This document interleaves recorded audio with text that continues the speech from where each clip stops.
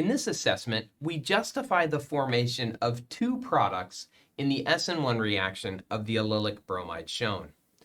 In order to do this, the bromide is first going to leave because it's SN1, so in the first step, the bromide takes its pair of electrons to generate a carbocation.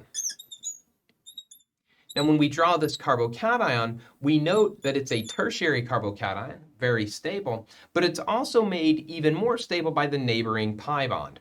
We can draw a resonance structure that moves those pi electrons over to show that the carbocation is composed of this resonance contributor as well.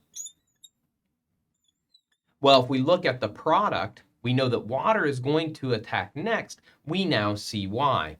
Water can add either to this, the carbocation of this resonance contributor, or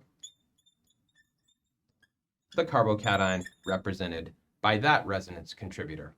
I'm not going to show the next step where the proton falls off, but we've now explained why we get two different products in this reaction. Why is this one the major product? That has to do with the stability of the alkene. This alkene is trisubstituted. This one is disubstituted. And so we understand why this ends up being the major product.